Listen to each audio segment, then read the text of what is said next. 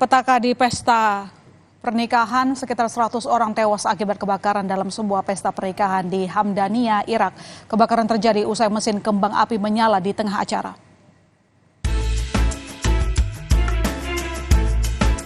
Mbak Raja dan Ratu dalam sehari, pesta pernikahan megah digelar di Hamdania, Provinsi Nineveh, Irak, Selasa malam.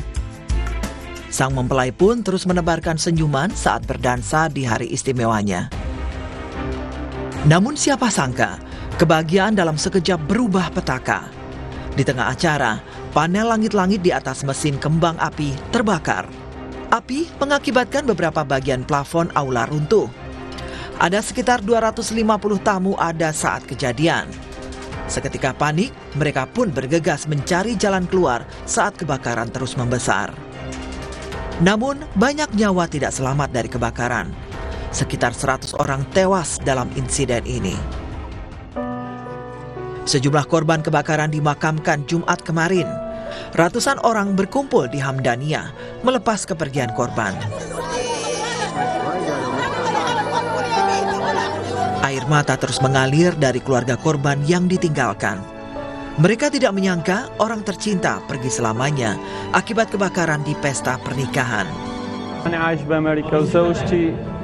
كانت جاية سفرة هنا وتوفت 18 يوم اليوم كان سفر مالته مال رجوع